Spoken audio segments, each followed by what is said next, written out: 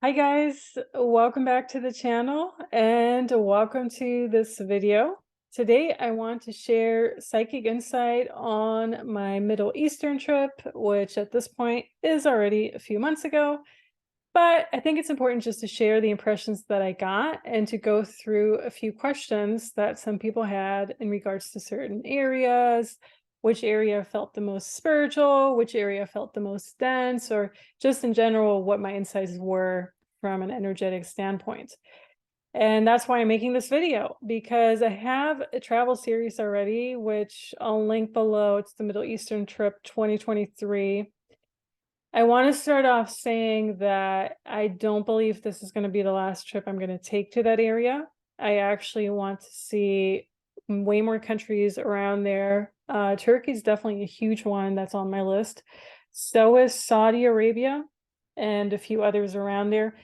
Unfortunately, that area and the stuff I really want to see, like I want to see Iran, Afghanistan, Iraq, Sudan, most of those areas, except for Iraq, maybe, are just not necessarily safe. Let's put it that way. I mean, you're going to deal with being kidnapped for being a Westerner, or you're going to deal with being killed or shot or whatever, because they're literally at war right now, especially in Afghanistan. So you just never know, right? There was this one traveler out there. I forgot if he was from UK or a different country or the Netherlands, but basically he was just, I think he was from UK, and he was just taken in by the Taliban. Supposedly that's what the media says, you never know, but I do think there's some truth behind it. So him and a few Dutch people, diplomats or whatever, they were just taken in by the Taliban a few months ago. So I do think, to be honest with you, it's just not necessarily safe to visit the countries that I mentioned, especially Afghanistan and Iran, obviously. But I do strongly believe the cradle of humanity is in the Middle East. And especially after being there and just kind of seeing what the energy feels like. And this is why I think it's just so important to visit those areas. You can talk about it all day long on a YouTube channel. If you've never been to that area, it's going to be very hard to connect to it energetically. And the energies that I felt in the countries that I visited, I could never even start to describe them had I never been there. You know, it's just, it was so intense. It was a very intense trip, let's put it that way. And I've been to quite a few countries at this point, almost 45. I'm working my way up to 50. And then obviously I want to reach 100, and I want to reach every single country in the world, as we all do, or maybe not. But I've seen quite a few things around the world. I've seen a lot of South America, Latin America, which is not my favorite part of the world. I want to put it out there. What I hate about Latin America is simply it's just not safe. There's a lot of gang violence. There's a lot of robbery. There's a lot of this and that, whatever. You'll have people who love it, and that's good for them. I think we're drawn to certain areas for a reason. And the same with certain Southeast Asian countries. You know, I love Malaysia when I visited, but I didn't like Thailand. And I've yet to go to Indonesia and a few other places. But it's just, I feel we're drawn to certain places in the world because we have a strong connection to it. We've had past lives there, obviously. And we just have strong energetic connections to the culture, to the people, just to the land itself. And I can find that in certain areas in the US too. The Southwest US is always going to resonate with me, whereas other parts of the US maybe not so much. But long story short, the Middle East was very intense. And what made it very intense, in my opinion, is certainly also going there alone, solo as a woman. So I do consider myself a female solo traveler, even though I don't want to, you know, have that label necessarily, but that's what I've been for the past 10 plus years almost. There's a certain freedom that goes with traveling alone. You don't have to pay attention to what other people want. You know, you can do your thing. But then there's also certain things, like certain dangers that might come about. Like sometimes it is simply safer to be in a group.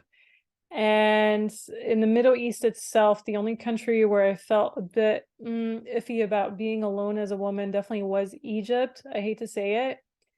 It wasn't like being alone in Colombia or any other Latin American country. That's a different type of alone.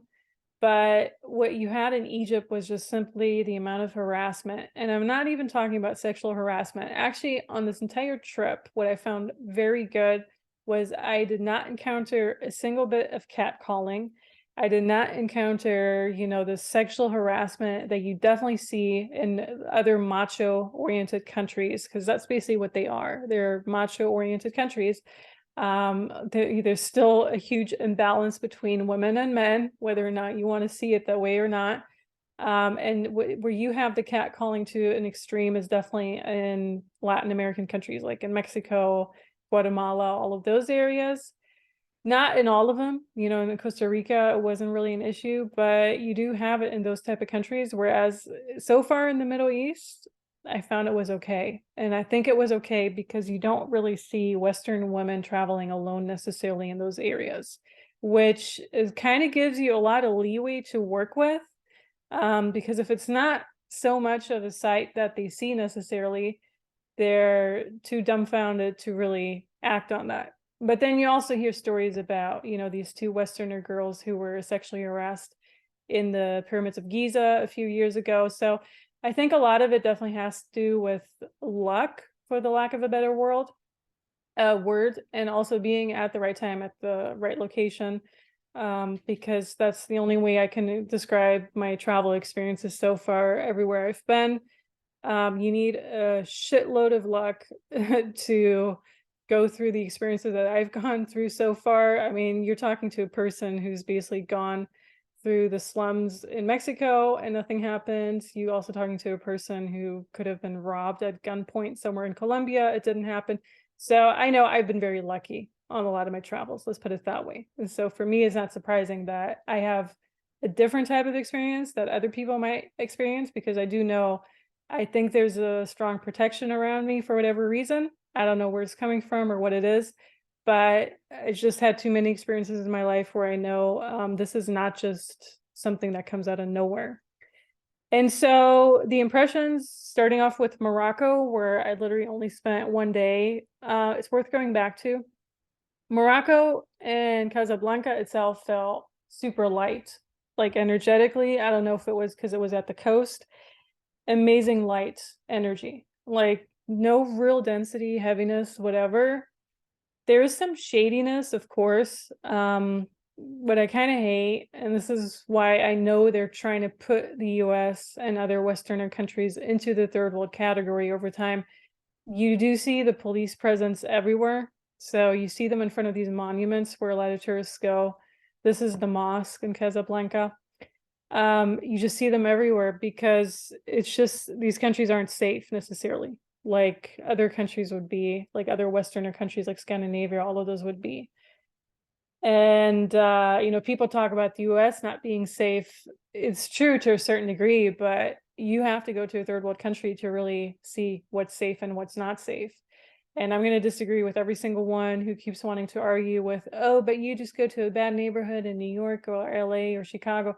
Yeah, of course, you go to a bad neighborhood, but you're able to get out of that and go to a good neighborhood. Whereas in these third world countries, the entire country is a bad neighborhood. Except for Israel, every country, yeah, it's just a different vibe. Let's put it that way. And the vibe you get when you see military or police guarding these monuments so that no tourists get robbed is very different from the vibe when you go to Times Square. So it's the best way I can explain it. Okay, I don't think I live in a third world country right now in the US, but I do think the agenda is to transfer the US over into one, with the entire border disaster and everything else that's happening. Whether or not they're going to be successful is another story, but there is an agenda playing out, as other people are noticing too. So Morocco, from what I've seen, the people are amazing. The most friendliest so far. They were friendly everywhere. They were friendly in Jordan. They were friendly in Egypt. But Moroccan friendliness is just a whole new level. Just the way the hospitality, it's so hard to describe, but I basically always felt like I was kind of walking on clouds, like super well protected. And I just felt very safe in Morocco. Let's put it that way. I know there are areas that aren't as safe, but where I was, it was okay. I did not get to see the Sahara Desert, which would be another highlight. There are many, many more things to see, like Fez or Marrakesh and all of that. But from the one day that I spent here, I was pretty impressed, and the energy felt very light. Now, the place where I felt like the most downloads and the most pain and hurts and spiritual insight was for sure Israel, specifically Jerusalem. And this sign that I saw at the airport when I landed sums up everything of what I feel about Israel and why I'm also going to return. And no, I am not Jewish. For people who always push that comment in my BitChute or Odyssey or whatever, because for some reason, supposedly being Jewish is a bad thing in the truther community. No, I'm actually not Jewish. I am German. And due to World War II, Germans are not Jews, at least, not most of them. But that's a whole new other different story and ball game. So I just felt Israel was amazing, honestly. As a German American non-Jewish person, I loved Israel. I didn't like the tech industry being pulled off there, so there is an agenda there too. But this sign at the airport, welcome to Israel, your life will never be the same. That's basically what I've been dealing with for the past few months still. It's been very hard to process all of the impressions I've had on this trip, as cliche as it sounds. I've been to a lot of places so far, never had troubles coming down from the travel high. I mean, you always have this, you go somewhere, it's amazing, you have to come back, you have to work. Okay, but like this trip was just a whole new level. And I think it's also because I did like the Bible tour, meaning, Egypt, Jordan, Israel. So I really did that spiritual journey where there are all of these spiritual things happening that are also mentioned in the Bible. And no, I'm not religious either, which I'll explain in this video, but there is a certain energy to all of that, which is also why I know a lot of these figures and people mentioned in the Bible did exist, because you could energetically feel it in the land. And that's why I also always find it so funny when I have this strange comment from someone. They're like, oh, Jesus never existed, or oh, all these people never existed, it's a made-up story. No, it's not true. They did exist. They're just not who you think they are. But for sure, they left their imprint on that land. Solomon left that imprint on their land. You can just feel it. You literally can feel it. And if you don't believe me, you can go there yourself, and just kind of tap into that. But yeah, after Israel, I just felt my entire world was turned upside down. And I know I'm going to come back here because there's still so much to see. I basically saw nothing in this little country. So all I really saw was Jerusalem, Tel Aviv, which Tel Aviv is the capital for people who didn't know. And then you take, when we did a tour to Jordan, you kind of go south past the Red Sea and Dead Sea too. So you go past both of those, and that's all I saw. And if I were to return, I would go north.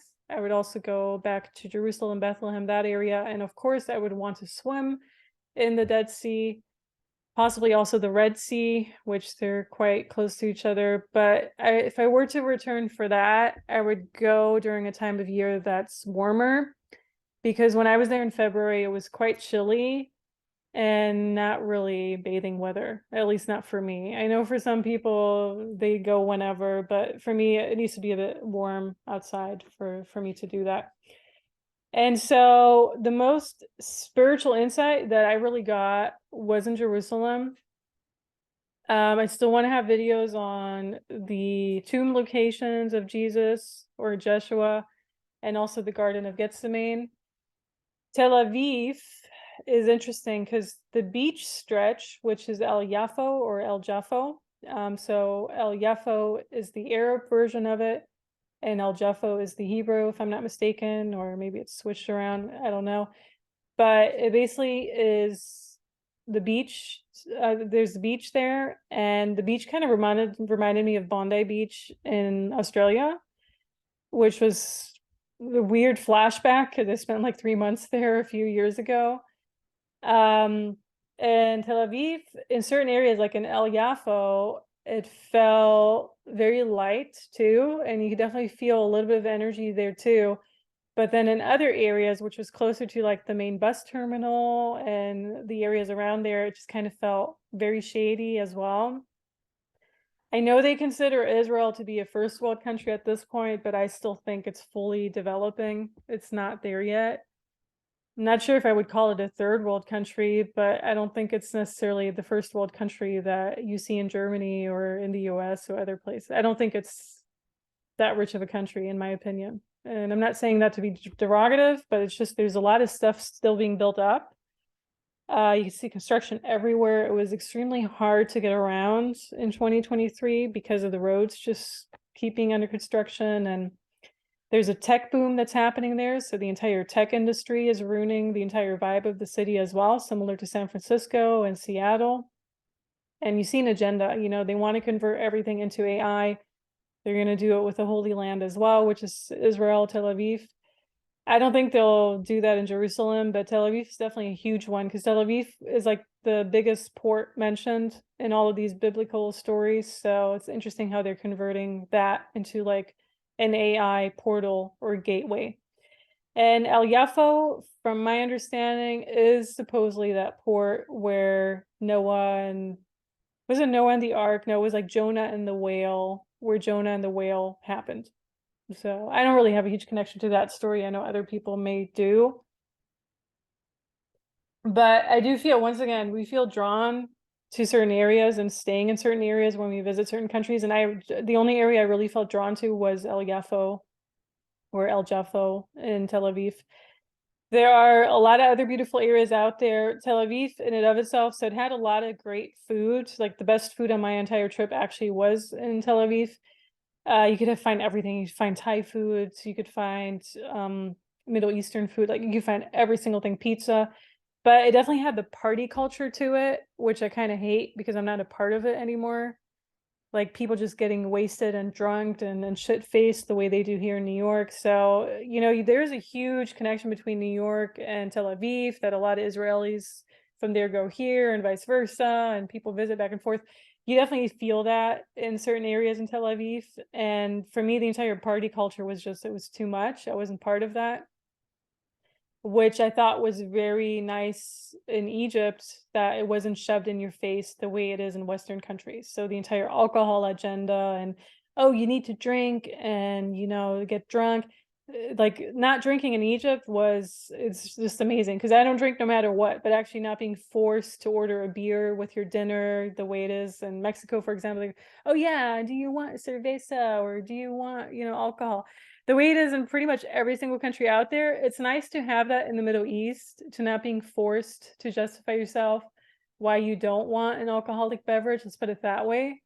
So Tel Aviv, definitely a huge party culture. Now, the thing people don't realize, and I feel just get upset about without really knowing much about it, is that the Arab culture and the Jewish culture are very close in Israel, from my understanding. So without the Arabs, you would have half of your restaurants not even open in Tel Aviv because of the entire Shabbat and Arabs working during that time.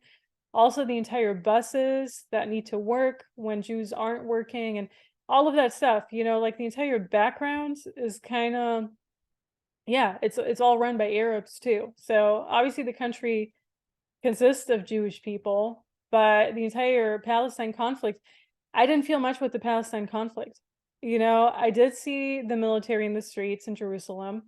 Our bus was definitely, like military was searching our bus on our way to Jordan and, looking at our passports and all of that. For me, all of that is not part of a first world country. That's why I also feel it's not a first world country. Like Israel is still very developing because in the US, my random bus tour is not being stopped by military and searched by military. I mean, that's just something that happens in underdeveloped countries because of the dangers and whatever. Yeah.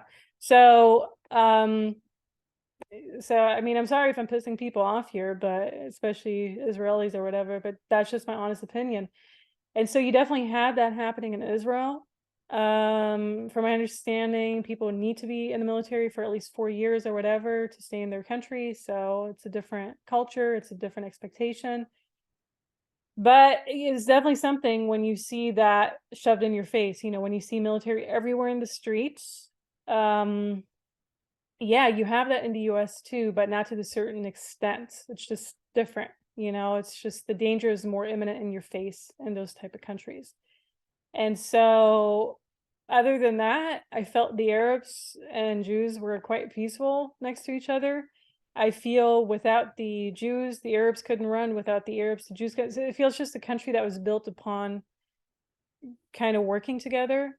And I talked to Palestinian people. You know, there was this one Palestinian guy who was on the Shavut, which is a bus. It's like a collectivo or something, like a collective bus from Jerusalem back to Tel Aviv. And he was like, yeah, he works whenever he can't work in Palestine, he works in Tel Aviv. And they need workers and they need Arabic workers and all of that. So it's really not the way the media wants you to believe or Western countries want you to believe. Like, it's actually quite peaceful. And there's a form of collaboration happening, which I didn't know even existed before going there. And then also I feel the Arabs are very connected to the entire Archon culture. So you talk about Archons and what Archons really are. That's Arab somehow. And I feel it has to do with that area too. So it's like Palestinian or Egyptian Arab somehow. It's like the Archons. So Jerusalem, extremely intense, most downloads, most pain when walking through the streets too. So I know for sure the crucifixion happened. Whether or not it happened in the way they want us to believe is another story, but it definitely happened. And the tomb locations, there are 2 locations they want to sell us as possible. This is one of them. Didn't feel right to me. There's another one that I want to discuss in another video, also didn't feel right to me. So I think it's just a huge mess right now, energetic mess with where is the correct tomb of Jeshua. But you could definitely also, this is a picture of the Western Wall, you could definitely also feel Solomon's presence and like just the presence of all these powerful figures who walk through the streets of Jerusalem, because Jerusalem was always a very powerful city and a city that was always mentioned. It was mentioned by the Greeks. It was mentioned by the what is it? Osman, with the Byzantine, whatever Turkey used to be, whatever empire the Turkish used to be. It was mentioned by that one. That empire, it was mentioned all around the Middle East. It was probably even mentioned in UK literature because there's a huge connection between the Templars and the Middle East. So Jerusalem was always a super powerful city. There's another thing that I came across where this article mentioned the Jewish people that you see nowadays are actually not the ones that you saw 2,000 years ago. The ones that you saw 2,000 years ago are more closer to like the Syrian Jews or whatever, or just the Syrians in general. That makes a lot of sense to me because everything was kind of restructured in the year 400 and on. And the entire Jewish people now having blonde hair and blue eyes. No, all of that is just really mixed up, you know, with what used to be German Jews and Polish Jews and everything. So there's just so much that goes into it and how our history was really muddled up and meshed up that whatever was 2,000 years ago and whatever is now, it's almost impossible to even trace back. But I'm convinced that there's just so much that got erased and just torn down and everything over here too. It's just, you can feel the presence here, you can feel the energy here.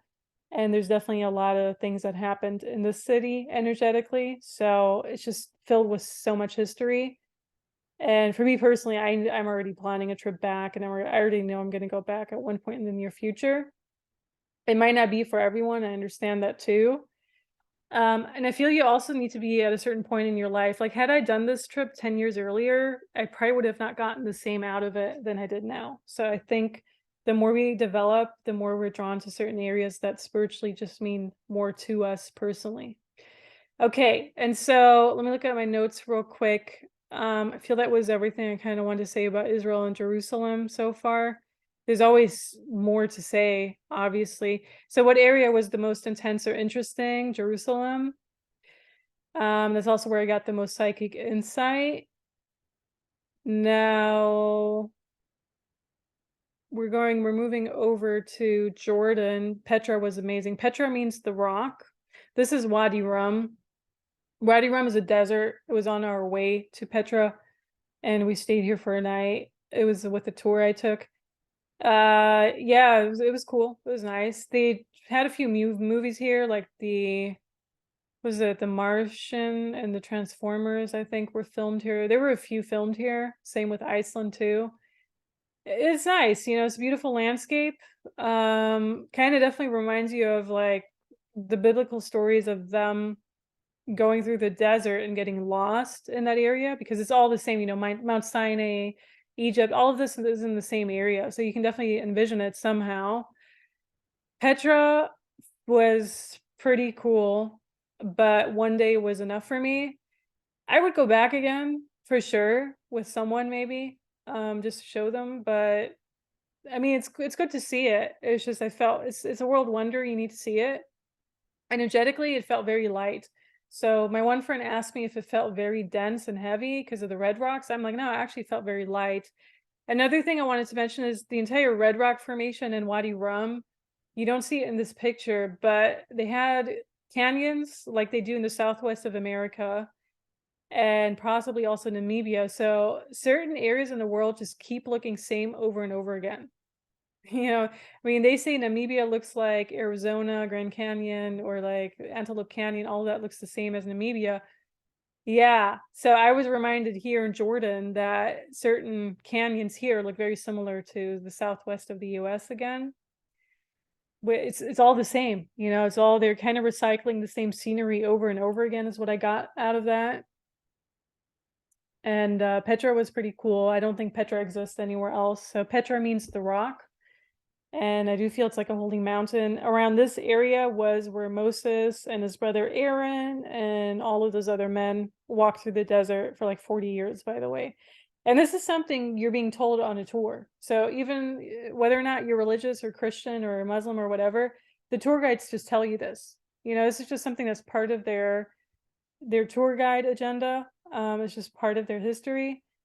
And so it's definitely nice to have that because it's kind of part of their culture and you feel it's part of their culture, these stories too, you know, and you kind of feel like, yeah, some of them may be made up or embellished, but at the end of the day, these are stories from like thousands of years ago that are still carrying over in their culture and they make sure they're not forgotten.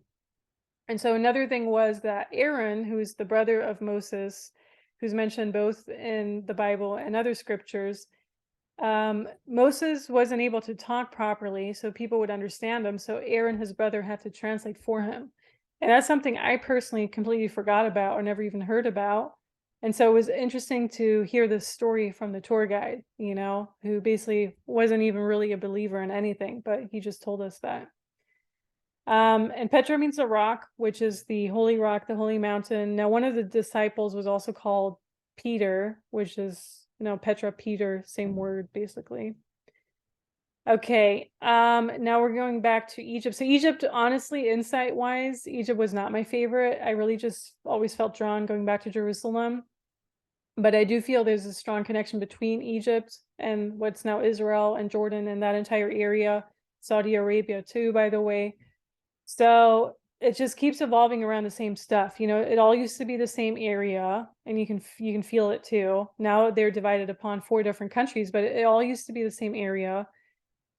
There's so much history there, but it's very hard to tap into it because you have masses of people ruining it. You know, when you're surrounded by so many tourists, it's hard to feel the energy. You know, I was surprised I even felt anything in Jerusalem, but it was just so strong in Jerusalem where even the amount of tourists couldn't really deter me from that.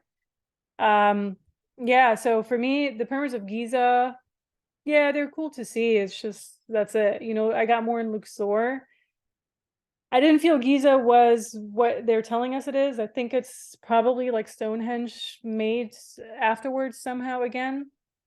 Maybe there was a true Giza that existed. It was kind of demolished and then built up again. I felt this was really only a few hundred years old, if even. You have steps everywhere, which kind of just look like someone put one brick on another. So it just didn't feel sincere. It's hard to explain. It didn't feel sincere. Yeah, it's very strange because I visited a lot of these places so far, you know, in different parts of the world. Like I've went to the Mexican and Mayan ruins. I went to the Guatemalan ruins. Like some places felt more sincere than others. And Chichen Itza did not feel as sincere as Coba, for example, or the Tikal ruins in Guatemala. So it's just you get a feeling for it over time. And the Sphinx, it just all kind of felt like this huge theater play somehow. Um, and also the harassment in Egypt is just horrendous. So you know, when someone like, I feel harassment at this point is literally an assault onto our energy body. It's very intrusive, and it could probably even make us ill. So it's a form of psychic attack.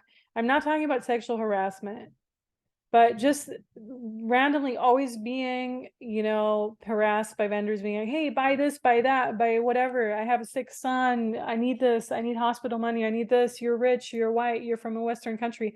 You're a tourist. You're able to visit our country. It just gets to you after a while. So when I came back from Egypt, and I knew it was from Egypt, I knew it was not from Jordan or Israel or Morocco. When I got back from Egypt, I had severe PTSD for like 2 weeks straight. I had nightmares. I was like literally flashbacks to being alone in Egypt. It was stressful. Egypt was stressful. I did have a friend. I stayed with her a few days, but for the most part, I was alone. I was alone on Luxor. I was alone at the Giza pyramids. I was alone in a lot of these things. And it was so stressful that for about a month after Egypt, I was losing a lot of hair too. So it's kind of like the entire adrenaline that had accumulated over this 2-week trip was released through my hair. And I was basically just like bundles of hair was falling out in the shower. You know, it's just, I took pictures of it. It was like I was losing way more hair than I usually would during normal circumstances. And that was a bit insane to me because that had actually never happened to me. You know, I've been to stressful countries. Like Colombia is another very stressful country for me personally, solo as a woman, but I had never had that happen. And that's how I also know these areas are kind of stressful alone. And the stress definitely got released through the body in my case. So it was like flashbacks at night, severe hair loss, all of that. Is it safe as a woman alone? You can do it. I did it. Would I recommend it for someone taking one of their first solo trips? No, probably not. I would recommend you go with someone because even I was not prepared for the amount of harassment around the Giza pyramids, around Luxor, the amount of scams happening. And by harassment, I literally mean just you don't have a single minute by yourself. You don't have a single minute to just tap into the energy of the land because next thing you know, there's another vendor trying to sell you a scarf or trying to sell you a scarab or trying to sell you an ankh or whatever it is they have, whatever they want to get rid of so that you pay. Yeah, all they want is your money, basically. That's all I got out of that experience. So yeah, it was safe. I wasn't assaulted, you know, I was just harassed here and there. It's safe in that sense, but it just wasn't enjoyable. And that's also the reason I would probably go back with a man or I would go back with a group of people because it was just too much even for me. And it's to a point where you're not really enjoying yourself necessarily. You know, I had like this one scenario in Luxor where I was setting up my tripod. I was trying to take like a self-portrait with me among the ruins, and the guardian of the ruins came and demanded I don't do that, or I have to pay him a bribe or whatever. And I'm like, this is ridiculous. I just want a moment among this ancient history, and you're not giving it to me because you're just trying to ruin it with your money hungry greed or whatever. It's just, it was too much. It was honestly too much, in my opinion. The alcohol, not having to drink alcohol and justify yourself for it was a welcoming change for sure in Egypt and also other countries. Now another thing I want to mention before I wrap this video up is no one tells you that energy work is illegal in Egypt and a lot of these countries in general. I'm not sure about Israel, but for sure it's illegal in Egypt. You can be thrown in jail for this, and that you can get in a lot of trouble. You can get arrested. So all of those high vibrational new cage retreats that are talking about, oh, the 5D ascension among the Egyptian pharaohs or ancient Egypt, come here, pay $5,000 for this scam trip. All of that is actually pretty illegal. And if someone were to just rat them out, they wouldn't be able to pull that off anymore. Okay. So the reason I know that is because I was among the Giza pyramids, and this woman, I got to talk to this woman. And see, when you travel alone, you never really travel alone for the most part, at least for me. I always get to meet people. So I got chatting with this random woman. I forgot where she's from. I think she was from UK. There are a lot of UK people in Egypt. I don't know if it's because they're so drawn to the history because they were the colonizers of that country. From my understanding, it's somehow an Egyptian a UK person told me that UK people are interested in Egypt because, you know, they used to be in and out with the entire discovering the tombs and this and that. But for some reason, you have a lot of British people there, which is, yeah, strange. You also have a lot of Germans, obviously, but yeah, this British woman told me that she was part of this spiritual group, but that they had to do it all undercover and not be, you know, discovered by guardians or whatever, like the guardians that are always guarding the tombs and everything, because it's actually illegal in Egypt. And I'm like, wow, that is news to me, because you have all of these other new age trap type of communities promoting annual Egyptian retreats and how all these activations are occurring, you know, with the spiritual person around this pyramid and that pyramid, and they pay like none of them are below the number of 5,000, by the way. They're always around the same price, and they're like 2 weeks long, and they're always the same route. They're like Cairo and then Aswan, Luxor, and blah blah. So it's always the same shit, honestly. But basically, and you don't need any of that. You can do it all on your own. Like I've done it on my own. It's very affordable. The most, I mean, all I spent for 2 weeks in Egypt was $200, 200 US dollars. It's one of the most affordable countries out there. That includes hotels. It includes going into the pyramids. It includes the museums. It includes food. Food was the cheapest ever. It includes the supermarket. Altogether, I spent $200. It includes the taxi from the airports back and forth. I did not include the flight, but the flight from like Luxor to Cairo, but you get the idea. It's pretty affordable. And the flight from Cairo to Luxor was like $50 one way, very affordable. I booked it like 2 weeks in advance. It was down season, I agree. So if you go during high season, you might spend more, but there is no way in hell for a reason to spend $5,000 in Egypt when a Nile cruise costs $300 for 3 days, basically $100 a day for a cruise. And I mean, which is basically nothing, right? Like in the US, you would pay like 400 a day for that. So yeah, I don't know. It's just always mind blowing when people charge that much money in third world countries. But I do understand they want to make an income and money too. I'm just telling you, when you go on your own terms, it's going to be way more affordable. And you also just find drivers that can take you. Like I found 2 drivers that took me in Luxor. They obviously harass you, so you almost have no option than walking into their car. But it's not like the kidnapping vibe that you would have in Mexico or Colombia. You know, they wouldn't kidnap you. They just want your money. So they basically just try to scam you out of your money. But it was still super cheap, you know, like for one day in Luxor, I spent like $10 with the driver. So very, very affordable. Super duper affordable, honestly. That was the best thing about Egypt. It was the cheapest out of all countries. Israel was most expensive, obviously. Jordan was pretty affordable too. Morocco was very cheap. I think Morocco, Egypt are the same amount of cheapness at this point. Jordan, Kuwait, I forgot what the other one was. Was it Qatar? Jordan and Kuwait for sure. They have the strongest currency in the world, meaning they're backed somehow by the strongest currency, so they don't see inflation the way other countries do. Egypt had a hyperinflation going on, so their money was worth nothing. I'm not sure about nowadays. I think it's still the same. If you pay with US dollars, it was way better for the locals because the US dollar was more consistent than the inflation. So basically in the morning, 100 Egyptian dollars wouldn't be worth the same as in the next day or in the evening. That's kind of how you have to imagine it. Whereas in Jordan, their currency has stayed the same over the past few decades even. And in the US, obviously not so stable, but definitely more stable than Egypt. So that's kind of how they determine which currency is worth more, or which has the strongest currency in the world. And I found that surprising about Jordan, because Jordan is definitely also a very poor country, but I guess they don't see inflation as much as other countries do. And they definitely appeared a bit more stuck up about their currency than other countries around them, let's put it that way, which I can't hold against them, obviously. How was I treated? I felt I was treated pretty well in all of those countries. You know, aside from the harassment issue in Egypt, I actually felt pretty well treated. I kind of even felt like treated like a queen in certain areas, like Morocco for sure. I mean, just eating tangine at a restaurant, I felt I was like the queen of that restaurant somehow, like every other customer too, by the way. Their hospitality is just so amazing.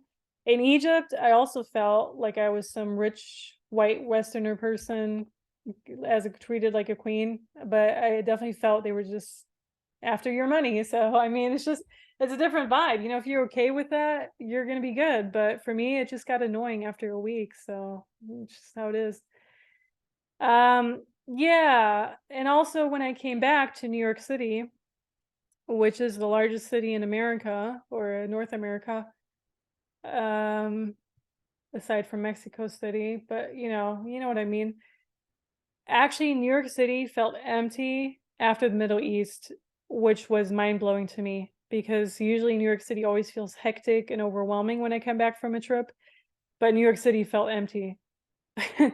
And that's how I also know they're probably starting to replace people here with AI and clones and soulless beings because the Middle East felt alive. It just felt like there was so much going on, there's so much energy there. But yeah, I was astonished how empty New York felt. And I'm not sure it was because of the AI billboards or just AI city in general, but there was something missing, like some soul component missing. And I think that's what I wanted to share. So here are a few more pictures. And overall, I hope you enjoyed this presentation. Stop by on my website, pleiadianhealer.com. Always happy to have you, and stay tuned for more videos to come as well. I appreciate you. Subscribe if you're new to this channel. Share your impressions if you've been to this area. I know some people already shared their impressions on Egypt. Men usually have a different impression from women. I do want to point that out. I hate to be the sexist or feminist, which I don't consider myself feminist, but I hate to be that person in this case. But if you really are not a woman in these areas, you wouldn't know how you're being treated as a woman. So men are treated different in macho type of countries than women are. It's just a sad fact. It's the same in Mexico. It's the same in Colombia. I'm not saying it's bad because sometimes women are treated pretty well, especially foreign women, like I feel pretty well treated in Mexico too.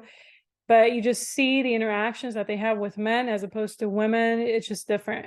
And so if you're a man commenting, oh, I don't agree with your standpoint on being a woman in those countries, I'm like, well, you wouldn't know unless you are a woman and you are really in those situations where you feel you are, from a body perspective, inferior to a man who could literally just assault you and do whatever to you. Okay, rant over. Have a wonderful day and talk to you very soon. Bye, guys.